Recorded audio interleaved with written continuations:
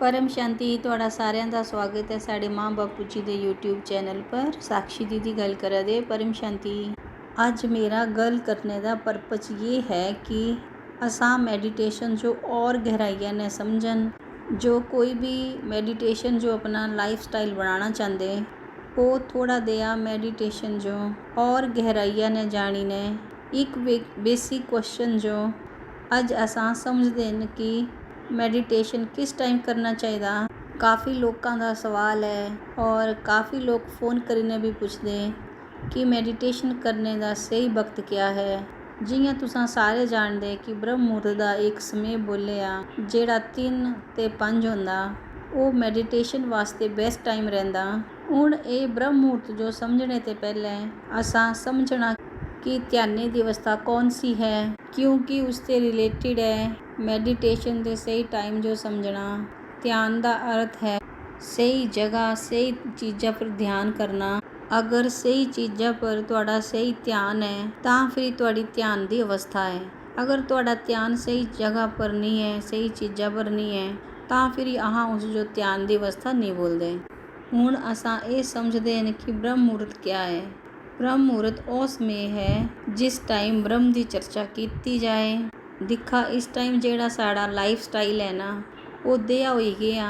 जियां कि तुसां सारे जानते राती 12-1-2 बजे लोग सौंदे और तुसां मॉर्निंग बोला कि 3 बजे और 5 बजे के बीच मैडिटेशन वास्ते उठना है तो कुसी नहीं उठी पाना।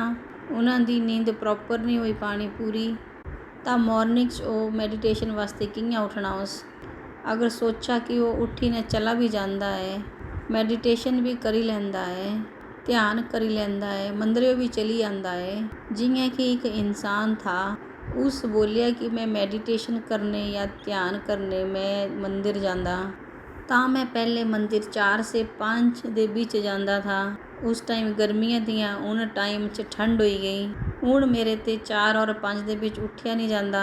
मैं 4 और 5 के बीच नहीं जा पाता फिर भी वो इयां तियां करने चला जाता। हुण वो जाता तो है तो उहदा जेड़ा ध्यान हुंदा तो वो ध्यान लगना चाहिए सही जगह पर सटीक परमात्मा च लगना चाहिए आत्म चिंतन च लगना चाहिए।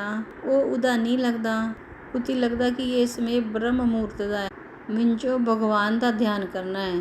पर उसका जेड़ा विचार है वो इत्थी उत्थी भटकदा रहिंदा। तो तुहां मिंजो ये दसा कि क्या ये ध्यान की अवस्था हुई नहीं हुई ना। तो ये ध्यान और ब्रह्म मुहूर्त दोनों ही इंटर रिलेटेड हैं। ध्यान जियां मैं तुहानू समझाया कि ध्यान सही जगह पर होना चाहिए सही चीज़ों पर। और ब्रह्म मुहूर्त जिस टाइम भी ब्रह्म की चर्चा हुआ दी जियां कि असां लोग राती 10 से 11 मैडिटेशन करते वो ब्रह्म मुहूर्त नहीं है। पर उस टाइम ब्रह्म की चर्चा होंदी जिस टाइम भी ब्रह्म की चर्चा की जाए जिस टाइम भी तुहाडे ध्याने च तुहाडी बुद्धिया च माइंडे च ब्रह्म ज्ञान चला दा हुआ है आत्म चिंतन चला दा हुआ है वही तुहाडे वास्ते ब्रह्म मुहूर्त बनी जाता। इसलिए सांजो बेहद दे ज्ञान मार्ग च सिखाया कि जिस टाइम जागा उस टाइम सवेरा जब जागो तभी सवेरा। सांजो ये समझना है कि यो अवस्था कौन सी है। उस वास्ते सांजो कोई स्पैशल समय नहीं चाहिए वो दिया समय होना चाहिए जेड़ा तुहानू समय ते पार ले जाए। ध्यान एक ऐसी अवस्था है जेड़ा तुहानू समय दिखी ने नहीं कि शुभ समय है अशुभ समय है या ब्रह्म का समय है इयां नहीं। मतलब सांचो इयां डिसाइड नहीं करना है। सांचो डिसाइड करना है कि वो समय होना चाहिए जिस टाइम तुहानू उस समय ते पार का अनुभव हुआ है। वो दिया पल होना चाहिए जिस टाइम असां उस पल ते उस पले भुलदे सब कुछ भुलदे असां उस आत्म चिंतन च रहिंदे असां उस ब्रह्मलीन अवस्था का अनुभव करी पान। पर सुबह उठी ने मेडिटेशन करना का भी एक अलग ही महत्वता है और मैं इस जो थोड़ा हद तक प्रेफर कर दी कि वो एक ऐसा समय हुंदा उस टाइम सारे सौआ दे हुंदे उस समय तुसां एकदम फ्रैश माइंड ने उठे हुंदे। उस टाइम तुसां अपने सबकॉन्शियस माइंड च ध्यान की अवस्था च जिस तरीके के संस्कार जिस तरीके की रिकॉर्डिंग भरना चाहते वो भरी सकते। अपने माइंड जो पूरे दिन वास्ते ट्रेंड करी सकते कि मिंजो क्या सोचना है क्या करना है। मेडिटेशन ध्यान एक ऐसी अवस्था है जिस टाइम भी इंसान जागरूक हुआ है यदि असां जागृत नहीं ਹਨ ਤਾਂ ਉਹ ਧਿਆਨ ਨਹੀਂ ਹੈ। ਸਾਨੂੰ ਅਵੇਅਰ ਹੋਣਾ ਹੈ, ਸਾਨੂੰ ਕਿਸਾ ਗੱਲਾਂ ਦੇ ਬਾਰੇ 'ਚ ਅਵੇਅਰ ਹੋਣਾ ਹੈ, ਆਪਣੇ ਥੋਟਸ ਦੇ ਬਾਰੇ 'ਚ ਅਵੇਅਰ ਹੋਣਾ ਹੈ, ਆਪਣੇ ਚਿੰਤਨ ਦੇ ਬਾਰੇ 'ਚ ਅਵੇਅਰ ਹੋਣਾ ਹੈ। ਅਸਾਂ ਜਿਸ ਟਾਈਮ ਵੀ ਆਤਮ ਚਿੰਤਨ ਕਰਨ ਤਾਂ ਸਾਡੇ ਵਾਸਤੇ ਉਹੀ ਬ੍ਰਹਮ ਮੁਹੂਰਤ ਬਣੀ ਜਾਂਦਾ। ਇਸ ਲਈ ਮੈਂ ਬਸ ਤੁਹਾਨੂੰ ਇਹੀ ਸਮਝਾਉਣਾ ਚਾਹੁੰਦੀ ਕਿ ਮਾਰਨਿੰਗ ਦਾ ਟਾਈਮ ਇੱਕ ਪ੍ਰੈਫਰੇਬਲ ਟਾਈਮ ਹੈ। ਸਾਰਿਆਂ ਨੂੰ ਸੁਬਾਹ ਉੱਠੀਨੇ ਥੋੜ੍ਹੀ ਦੇਰ ਮੈਡੀਟੇਸ਼ਨ ਕਰਨਾ ਹੀ ਚਾਹੀਦਾ। ਜਿਸ ਟਾਈਮ ਵੀ ਤੁਸੀਂ ਆਪਣੇ ਬੈੱਡੇ 'ਤੇ ਉੱਠਣ ਔਰ ਜਿਹੜੀ ਤੁਹਾਡੀ ਨੈਤਿਕ ਦਿਨਚਰਿਆ ਹੈ ਉਹ ਜੋ ਸ਼ੁਰੂ ਕਰਨੇ ਤੋਂ ਪਹਿਲਾਂ 10 ਮਿੰਟ 20 ਮਿੰਟ ਆਈਡਲੀ 20 ਮਿੰਟ ਬੋਲਦੇ ਕਿ 18 ਮਿੰਟ ਲਗਭਗ ਲੱਗੀ ਆਉਂਦੇ ਕਿਸੇ ਵੀ ਅਵਸਥਾ 'ਚ ਸਥਿਰ ਹੋਣੇ ਵਾਸਤੇ। ਤਾਂ ਲਗਭਗ 20 ਮਿੰਟ ਅਗਰ ਅਸਾਂ ਮੈਡੀਟੇਸ਼ਨ 'ਤੇ ਸ਼ੁਰੂਆਤ ਕਰਦੇ ਤਾਂ ਅਸਾਂ ਆਪਣੇ ਮਾइंड को थोड़ा जिहा कंट्रोल करीने नैविगेट करी सकते कि पूरा दिन सांचो कि'यां रहना है। अपने आपे असां उस समय पॉजिटिव थॉट्स ने भरी सकते। उस टाइम बाहर दा जिहड़ा वातावरण है वो थोड़ा शुद्ध होंदा, हलचल घट होंदी। उस टाइम लोकां दी जिहड़ी दिनचर्या है वो शुरू नहीं होंदी होई हो, डिस्टरबेंस घट होंदी। मेनली ये होंदा कि वायुमंडल 'च शांति होंदी। तां वो शांति दा असर सांझो अपने अंदर शांति का अनुभव करवांदा। ब्रह्म मुहूर्त दिखा तुहां सुबह उठा और सुबह उठी ने तुहाडा मन शांत हो जाता, तुहानू अच्छा लगता है, ब्रह्म की प्राप्ति होने से तुहानू मदद होंदी है। तो सुबह उठा जरूर, नहीं तो जब जागो तभी सवेरा, जिस टाइम उठिए उसी टाइम सवेरा। ब्रह्म का जिहड़ा साधक या जिहड़ा योगी हुंदा वो तो दिन च कई बार ध्यान करदा, वो तो कई बार मैਡੀਟੇਸ਼ਨ करदा। ਉਹਦਾ पूरा दिन ਜਿਹੜਾ ਹੈ ਉਹ ਤਾਂ ਕਰਮਯੋਗੀ ਜੀਵਨ ਬਿਤਾਉਂਦਾ। ਤਾਂ ਕਰਮਯੋਗੀ ਵੀ ਸਾਨੂੰ ਸਿਖਾਉਂਦੇ ਜੀਵਨ ਜੀਣੇ ਦੀ ਕਲਾ। ਜਿਹੜਾ ਸਾਡਾ ਬੇਹੱਦ ਦਾ ਗਿਆਨ ਹੈ ਉਸ ਵੀ ਸਾਨੂੰ ਕਰਮਯੋਗੀ ਜੀਵਨ ਸਿਖਾਇਆ। ਕਰਮ ਕਰਦੇ ਉਸ ਪਰਮਾਤਮਾ ਦੀ ਯਾਦ 'ਚ ਰਹੀ ਨੇ ਕਰਮ ਕਰਾ। ਹਰੇਕ ਕਰਮ ਦੇ पल जो भी साढ़े अंदर महत्वाकांक्षा रहिंदी उस महत्वाकांक्षा जो त्यागते हुए छड्डते हुए असां अपना जिहड़ा भी प्रत्येक कर्म करते उस परमात्मा च समर्पित होते हुए तां साड़ा वो हरेक कर्म योगी बनी जांदा।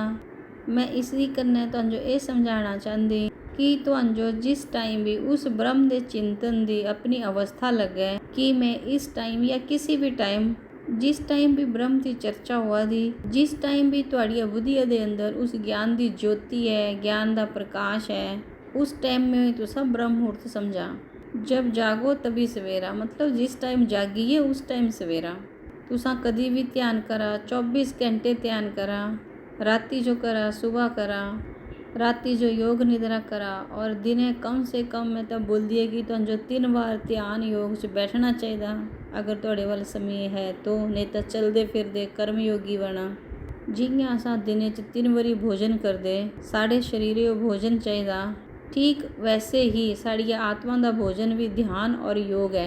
थोड़ी देर वास्ते पूरी दुनिया ते कट ऑफ होई आ, डिसकनैक्ट होई आ। डिसकनैक्ट कि'यां होना, अपने माइंड ते ही असां सारे कनैक्टेड हैं। साड़ा मन ही बंधने का कारण है, मन ही मोक्ष का कारण है। ਤਾਂ ਅਸਾਂ ਆਪਣੇ ਮਨ ਨੇ ਜਿਸ ਤੇ ਕਨੈਕਟਡ ਹਨ, ਜਿਸ ਸਿਚੁਏਸ਼ਨ ਤੇ ਕਨੈਕਟਡ ਹਨ, ਥੋੜ੍ਹੀ ਦੇਰ ਵਾਸਤੇ ਆਪਣੇ ਵਾਸਤੇ ਸਾਰੀਆਂ ਚੀਜ਼ਾਂ ਤੇ ਡਿਸਕਨੈਕਟਡ ਹੋਈ ਨੇ ਤੇ ਇੰਨੇ ਦੀ ਅਵਸਥਾ 'ਚ ਆਈ ਨੇ। ਆਪਣੀਆਂ ਆਤਮਾ ਦਾ ਚਿੰਤਨ ਕਰਾ। ਆਤਮਾ ਦਾ ਚਿੰਤਨ ਕੁਤੀ ਕਰਨਾ ਹੈ ਆਪਣੀਆਂ ਬ੍ਰਿਕੁਟੀਆਂ 'ਚ, ਜਿਹੜਾ ਸਾਡਾ ਆਗਿਆ ਚੱਕਰ ਹੈ ਉੱਥੇ ਜਿੱਥੇ ਆਤਮਾ ਨਿਵਾਸ ਕਰਦੀ।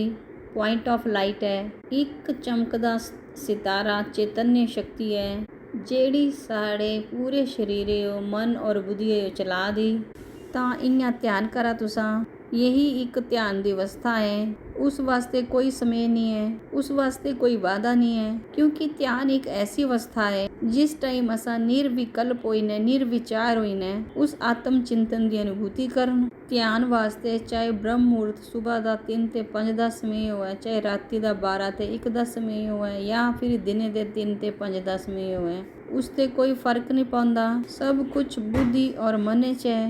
ਤੁਹਾਡੇ ਵਾਸਤੇ जिस टाइम पीस ऑफ माइंड होवे, जिस टाइम ਤੁਹਾਡੇ ਵੱਲ समय होवे, ਤਾਂ फिर ध्यान करा। परम शांति बेहद की परम शांति सोचो, बोलो परम शांति। Join us daily for live meditation, 10 p.m. to 11 p.m. on YouTube Live. Subscribe now. Website www.paramshanti.org. Email us anand@paramshanti.org. Like, share, subscribe. Join today. बेहद की परम शांति सो